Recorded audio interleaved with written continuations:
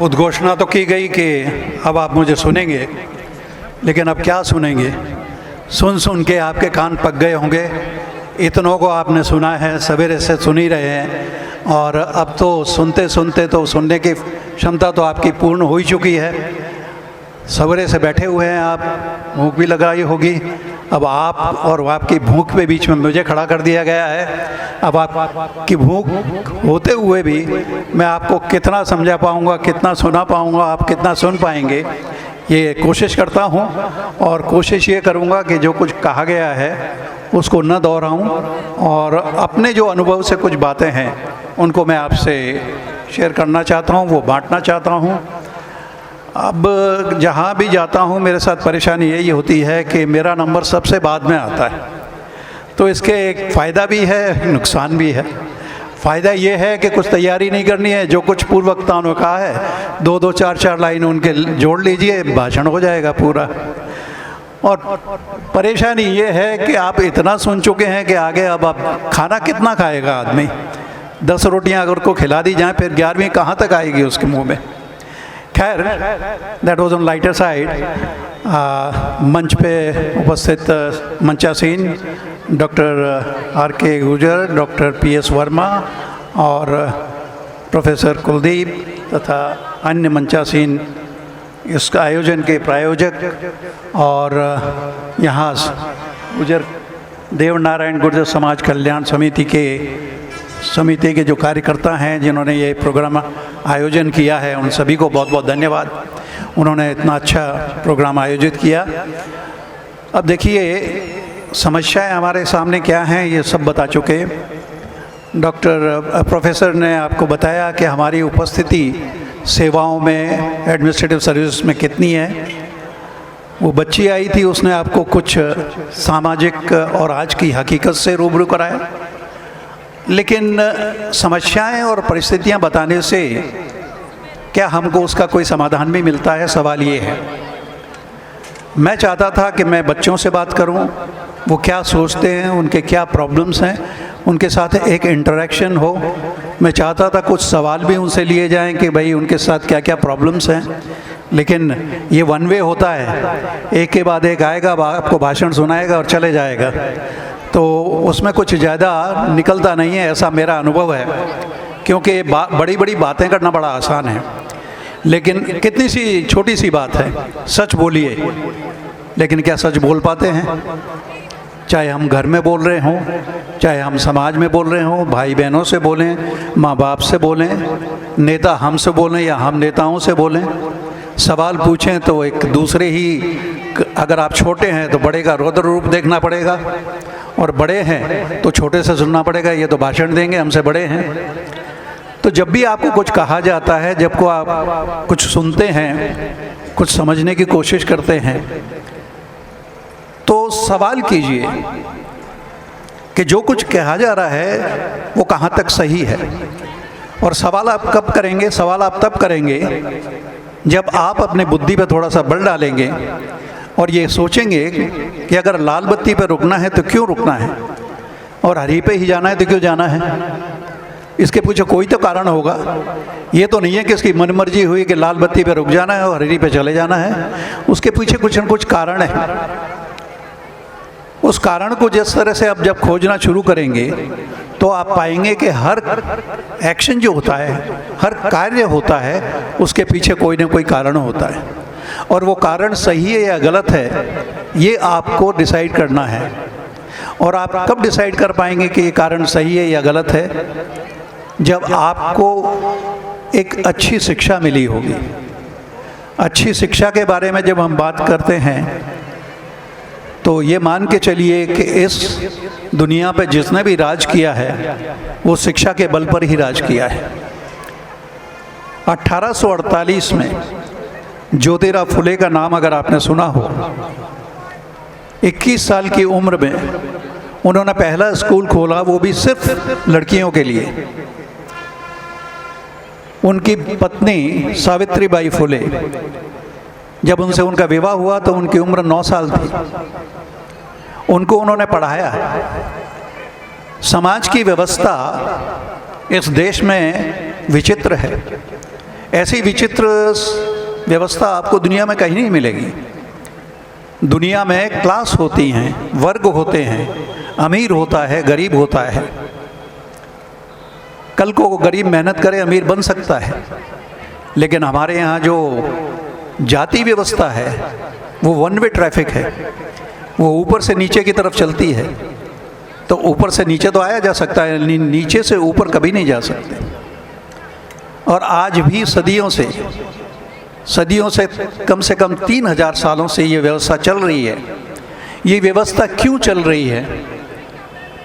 इस व्यवस्था के बारे में ऐसा क्या है कि एक बहुत बड़ा वर्ग है जिसको शूद्र बना दिया गया है, जिसके लिए न तो अच्छी पढ़ाई की व्यवस्था है, न अच्छे स्वास्थ्य की व्यवस्था है, और जब काम करना हो तब वो सबसे आगे होते हैं। ऐसा क्या है कि जब आप कांवड़ लेके आपके युवा चलते हैं तो उनके ऊपर फूल बरसते हैं, और अगर वही रोजगार मांगने चल जाए तो उन पर डंडे बरसते हैं। आपको ये सोचना चाहिए। आपकी प्राइमरी एजुकेशन बहुत अच्छी होनी चाहिए, क्योंकि अगर मकान की नींव अच्छी है तो आप उसके ऊपर 10 मंजिल बना सकते हैं, और अगर नींव कमज़ोर है तो उस पर एक मला भी बन जाए तो बड़े मुश्किल है। 5वीं 6वीं 7वीं तक जो बच्चे पढ़ते हैं, मैंने ये देखा है खुद, ये अपने अनुभव से बता सकता हूँ। यहाँ पर भी अगर कुछ 10th क्लास के 11th क्लास के बच्चे अगर हैं, तो मैं कहना नहीं चाहता, लेकिन अगर उनमें से इनको छोड़ दीजिए जो 90 से 96% 97% लाए हैं, जो 50% बच्चे हैं, अगर उनको 0.1 into 0.01 गुणा करने के लिए कहा जाए तो मैं एक्सपीरियंस से शर्त के साथ कह सकता हूँ कि उनमें से 90% गलत करेंगे। ये हमारी शिक्षा का स्तर है। तो क्वालिटी एजुकेशन सबसे पहली ज़रूरत है किसी भी शख्स के, किसी भी व्यक्ति के डेवलपमेंट में। और ये मैंने इसलिए महसूस किया कि मैं पहले ये पढ़ा तो हमने बाद में, डॉक्टर अंबेडकर को मैंने बाद में पढ़ा, ज्योतिराव फुले को बाद में पढ़ा, ईवी रामास्वामी पेरियार को बाद में पढ़ा। आपके कई ऐसे महानुभाव हुए हैं, आपके ऐसे कई नायक हैं जिनके बारे में आप जानते ही नहीं। उन्होंने समाज में इस व्यवस्था के खिलाफ, इस वर्ण व्यवस्था के खिलाफ जो संघर्ष किया, उस संघर्ष को अगर आप भुला देते हैं तो आपको पता ही नहीं होगा कि आप आज यहाँ पहुँचे हैं तो क्यों पहुँचे हैं और किस तरह पहुँचे हैं। याद कीजिए, संविधान लागू होने की तिथि से पहले क्या स्थिति थी? लड़कियों के लिए शिक्षा नहीं, पिता की संपत्ति में लड़के का कोई अधिकार नहीं। ऐसी व्यवस्था आपने कहीं देखी है? अगर पिता के 2 बच्चे हैं, एक लड़का है एक लड़की है, तो एक लड़का है और एक लड़की है, तो इसके लिए जिम्मेदार माँ नहीं है, उसके लिए जिम्मेदार पिता ही है। ये साइंटिफिक फैक्ट है। फिर ऐसी क्या बात है कि लड़की को वो हक नहीं दिए जाते जो लड़के को दिए जाते हैं? First law minister of this country doctor B.R. Ambedkar पहले कानून मंत्री होते हुए उन्होंने 1951 में 1950 से ही उन्होंने कोशिश की हिंदू कोड बिल पास कराने के लिए। आज चाहे आप हिंदू मैरिज एक्ट देखें, हिंदू अडॉप्शन एक्ट देखें, उन्हीं ने जो हिंदू कोड बिल बनाया था, उन्हीं के सेक्शन को अलग अलग हिस्से में बांट के वो कानून बना दिए गए हैं। उन्होंने ये व्यवस्था कि लड़के को और लड़की को पिता की संपत्ति में बराबर हक होना चाहिए, 1951 में इसके लिए हिंदू कोड बिल लाया, और जब इसको पास नहीं करा पाए तो उन्होंने रिज़ाइन किया। और उनका रेजिग्नेशन, आप इंटरनेट पे जाइए, उसको निकाल के देखिए, resignation letter of doctor B.R. Ambedkar. पहला उन्होंने ऑब्जेक्शन उठाया कि हिंदू कोड बिल पास नहीं करवा पा रहा हूँ, इसलिए मेरा यहाँ कानून मंत्री बने रहने का कोई औचित्य नहीं है। इसी देश ने 2005 में वही बात जो वो 1951 में चाहते थे, हार कर थक कर वही हक बेटी को देना पड़ा। अब बेटी का वही अधिकार है पिता की संपत्ति में जो बेटे का है। अगर ये व्यवस्था 1951 से होती तो जरा सा सोच के देखिए कि ये समाज कहाँ होता। जिन व्यवस्थाओं से हम निकले हैं वो व्यवस्थाएं ये थी। और महिलाओं के लिए तो मेरा मन ये कहता है कि अगर वो पूजा न करें डॉक्टर अम्बेडकर तो कम से कम उनको एक फूल जरूर रोज चढ़ाएं। अगर डॉक्टर अम्बेडकर संविधान में पढ़ने का अधिकार लड़के का बिना किसी भेदभाव के, चाहे वो जाति हो, चाहे वो धर्म हो, चाहे वो लिंग हो, चाहे वो क्षेत्र हो, किसी भी आधार पर दोनों में भेदभाव नहीं किया जा सकता है। ये आर्टिकल 15 में डॉक्टर B.R. अम्बेडकर ने लिखा। Doctor B.R. अम्बेडकर को आप जितना पढ़ेंगे, मैं शर्त के साथ कह सकता हूँ कि आपको कम से कम 10 जो ऐसे नायक हुए हों इस देश में जिन्होंने इस देश की दशा और दिशा बदली है, वो एक डॉक्टर B.R. अम्बेडकर को आप पढ़ लीजिए, आपको समझ में आ जाएगा कौन सही है कौन गलत है। वो डॉक्टर अम्बेडकर जिसकी मूर्ति कैलिफोर्निया यूनिवर्सिटी लगाती है और बराक ओबामा उसका अनावरण करते हैं, उस डॉक्टर B.R. अम्बेडकर के बारे में हम कितना पढ़ते हैं, कितना जानते हैं, उसको कितना सम्मान दे पाते हैं, ये सोचने की बात है। वो पूजनीय तो है ही, लेकिन पूजनीय से ज़्यादा अनुकरणीय है। उनसे पहले जो आधारशिला समाज में रखी, समाज के लिए जो विभाजन जो जिस तरह का है, जिसके लिए संघर्ष किया ज्योतिराव फुले, उनको आप पढ़िए। और जब किसी भी के बारे में आप एक धारणा बनाते हैं तो आपसे एक गुजारिश है, किसी के बारे में पूरी जानकारी लिए बिना, उस व्यक्ति के बारे में पढ़े बिना कभी भी धारणा मत बनाइए। इन्हीं डॉक्टर B.R. अम्बेडकर के बारे में आज भी आपको इस देश में ऐसे ऐसे किस्से और ऐसे ऐसे तथ्य मिल जाएंगे देखने के लिए कि साहब किसी ने उनकी मूर्ति पे कीचड़ फेंक दिया, कि इन्होंने मूर्ति तोड़ दी। आए दिन ऐसा समाचार पत्रों में आपको देखने को मिल जाता है। ऐसा क्यों? वो सोच आपकी क्या है जिस सोच से उन्होंने तो ऐसा नहीं किया। जब उन्होंने संविधान में लिखा कि लड़की को पिता के संपत्ति में बराबर का अधिकार, तब उन्होंने ये नहीं कहा कि फलां वर्ण में मिलेगा, फलां वर्ण में नहीं मिलेगा। उन्होंने पूरे समाज के लिए लिखा। ऐसा कोई क्षेत्र नहीं है जिसमें उनकी दखलंदाजी नहीं हो। क्या आप सोचते हैं एक ऐसा व्यक्ति जो दिन रात 24 घंटे में से 21 घंटे पढ़ता हो, उस व्यक्ति की सोच क्या होगी? उन्होंने दुनिया के सभी धर्मों का कम से कम 21 साल तक अध्ययन किया। और एक स्टेटमेंट मुझे उनका याद आता है कि मैं एक हिंदू जरूर पैदा हुआ था, क्योंकि ये मेरे बस में नहीं था, लेकिन मैं हिंदू मरूंगा नहीं। और अक्टूबर 1956 में उन्होंने बुद्धिज़्म अपनाया और दिसंबर 1956 में उनकी मृत्यु हो गई। क्यों अपनाया उन्होंने? बुद्धिज़्म को भी उन्होंने ऐसा ही नहीं लिया जिस तरह का था। उन्होंने उस पर भी एक किताब लिखी है, बुद्धा एंड हिज धम्म, और जस्ट अपनी मृत्यु से पहले ही उसको लिखकर पूरी कर गए थे। आपको उनकी ये राइटिंग स्पीचेस इंटरनेट में मुफ्त मिल जाएंगी। सिर्फ एक सेंटेंस लिखिएगा गूगल में, writings and speeches of doctor B.R. Ambedkar, English में। उनके पास तो रिजर्वेशन नहीं था। वो तो उस समाज थे जिसको अछूत कहा गया था। वो तो रिजर्वेशन से नहीं आए।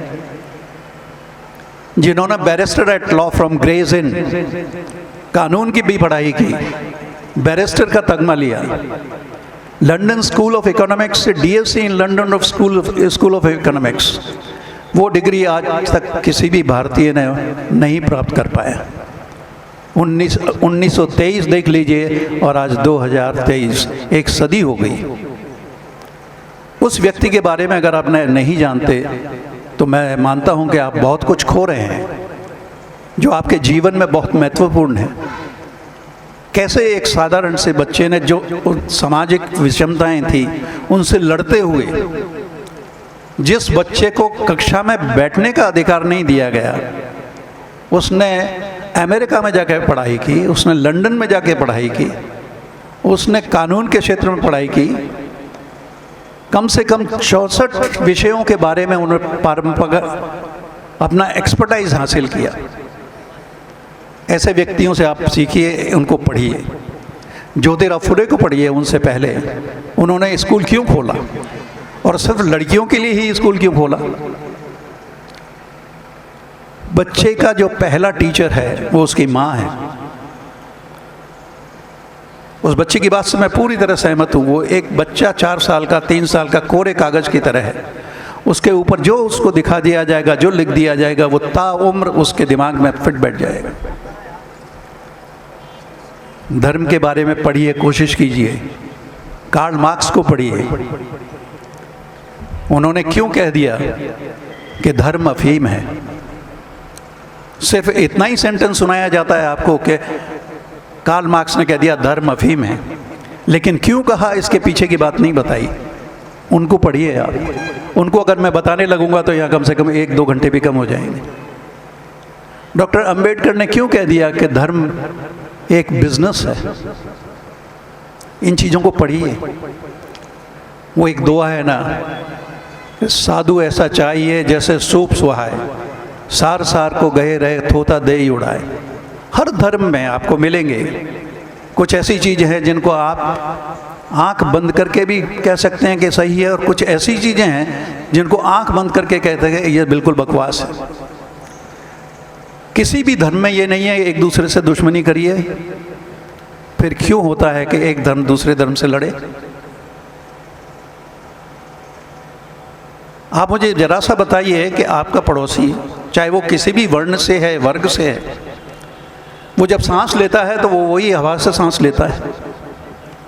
उस हवा में और आप जो सांस लेते हैं उस हवा में क्या फ़र्क है? उसके खून में और आपके खून में क्या फ़र्क है? उसके खाने में और आपके खाने में क्या फ़र्क है? बस इतना ही हो सकता है कि आप 5 स्टार में खा सकते हो, वो बेचारा घर पे बना के खाता हो। तो जब नेचर ने कोई फ़र्क नहीं बनाया तो ये फ़र्क बनाया किसने? ये बड़ी बेसिक सी चीज़ें हैं, मैं इनके लिए कोई ज़्यादा आपको रिसर्च करने की ज़रूरत नहीं है। और शायद यही कारण था कि लड़की को न पढ़ने दिया जाए, वरना अगर ये वो समझ गई कि ये सारी बकवास है तो फिर समाज में जो हम विभाजन कर रहे हैं, जो वर्गीकरण कर रहे हैं, वो शायद काम नहीं करेगा और नतीजा आपको दिखने लग जाएगा।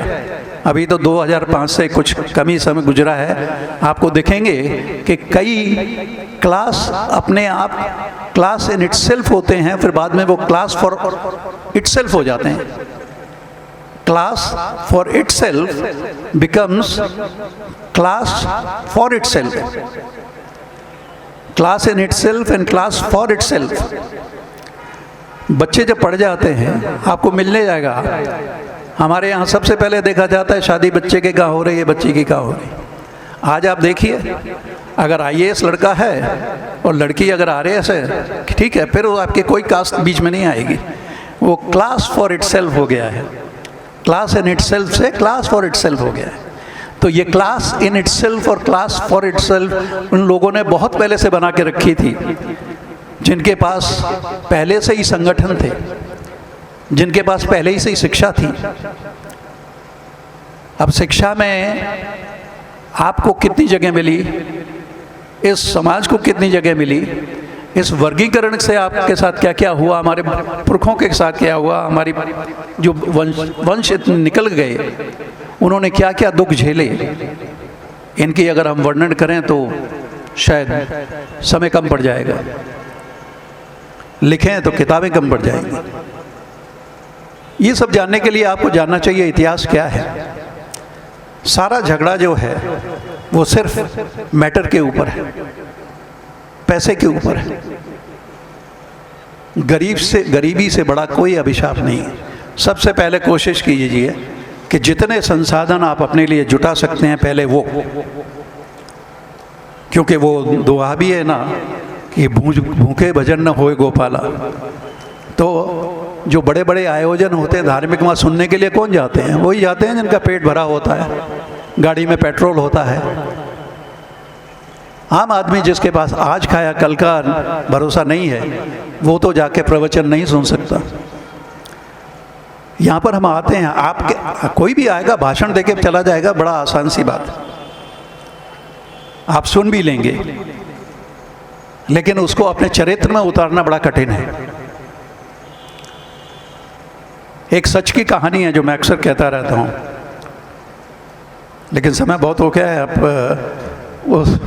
इन डिटेल्स में जाएंगे तो बड़ा मुश्किल हो जाएगा, लेकिन फिर भी आपको थोड़ा सा सुना देता हूँ।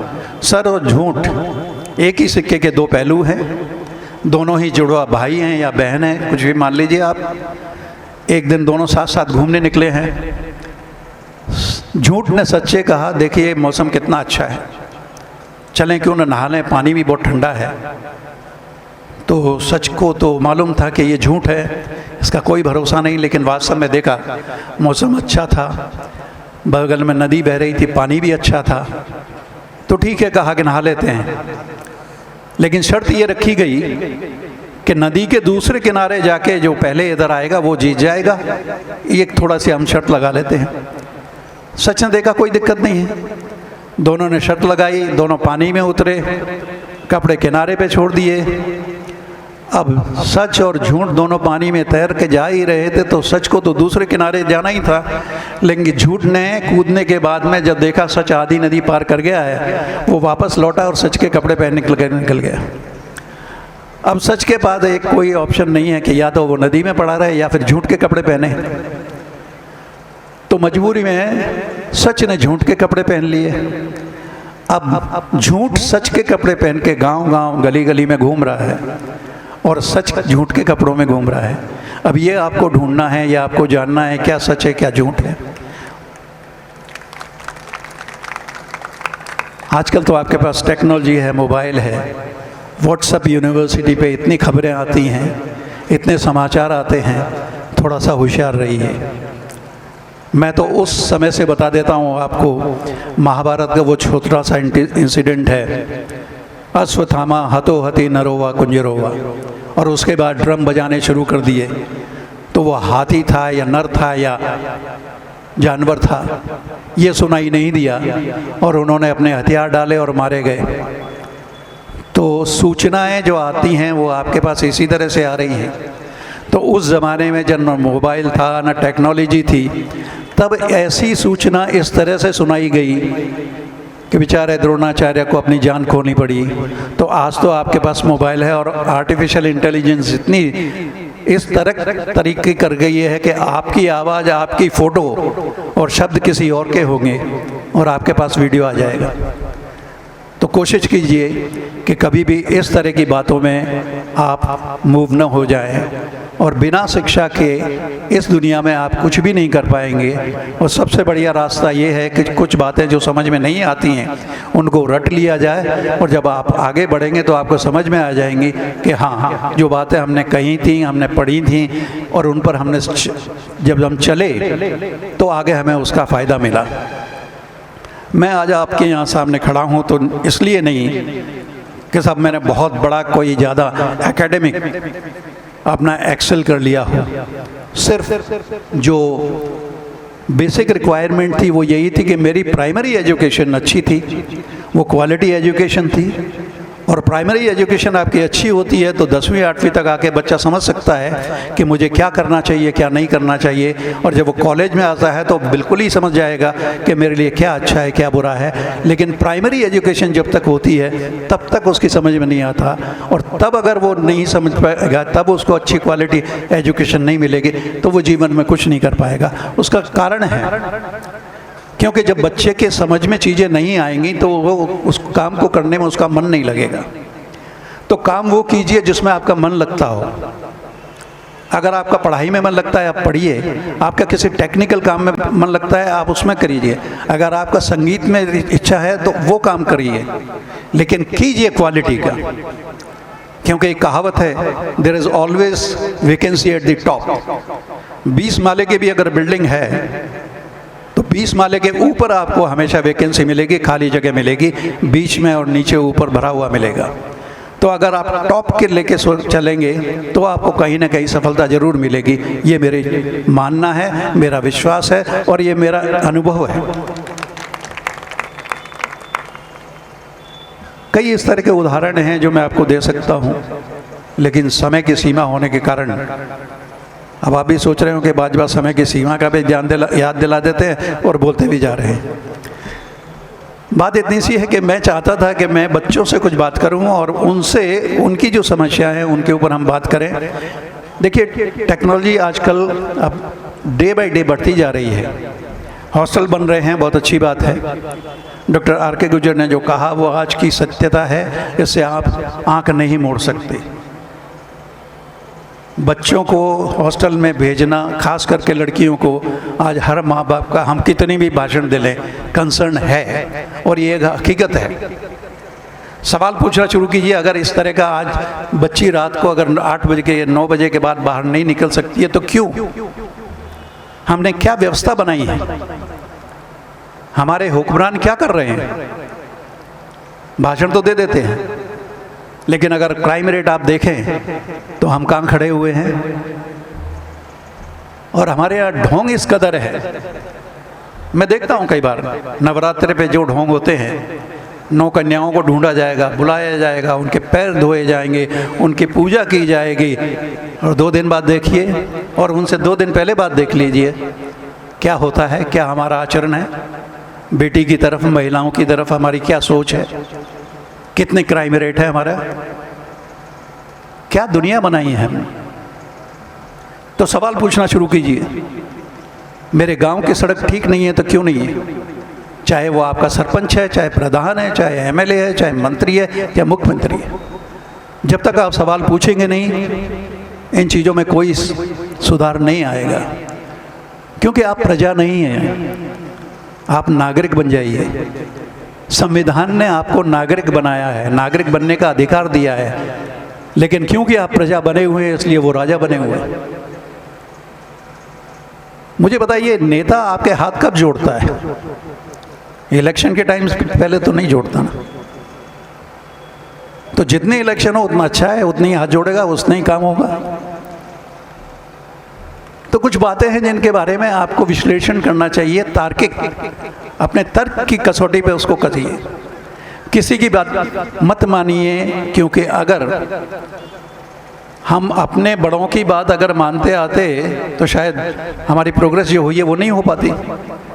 कौन माँ बाप चाहता था कि भगत सिंह, उनके माँ बाप तो नहीं चाहते होंगे मेरा बेटा फांसी चढ़े। उन्होंने नहीं मानी बात, संघर्ष किया, फांसी पर चढ़े। उस उम्र में, जिस उम्र में आजकल लड़के लड़कियां शायद फूल लेके घूमते हों, किस लिए? इस देश के लिए। तो तर्क था कि मुझे आज़ाद होना है, इस देश को आज़ादी चाहिए। लेकिन क्या हमें आज़ादी वास्तव में मिल पाई? क्या आज हम उस आज़ादी को, जिस मंशा से उन्होंने अपने आप को फांसी के फंदे पर लटकाया, वो आज हम सुख भोग रहे हैं? ये सवाल है, पूछिए अपने आप से। और ये मत कहिए कि ये बुरा है, ये भला है। आप उनका आकलन कीजिए। किसी की भी कही हुई बात को तर्क की कसौटी पे कसिए, और अगर वो तर्क की कसौटी पे सही है तो वो सही है, वरना तक गलत है, उसको नकार दीजिए। यही बात बुद्ध ने कही, यही बात डॉक्टर B.R. अम्बेडकर ने कही कि ये मत सोचिए कि मैंने जो कुछ लिख दिया, जो कह दिया, उसको आप मान लें क्योंकि मैं कह रहा हूँ। जो कुछ मैंने कहा है, जो कुछ मैंने लिखा है, उसको तर्क के कसौटी पे आप कसो, आप देखो उसमें लॉजिक है या नहीं है, उसके बाद में आप उसे मानो।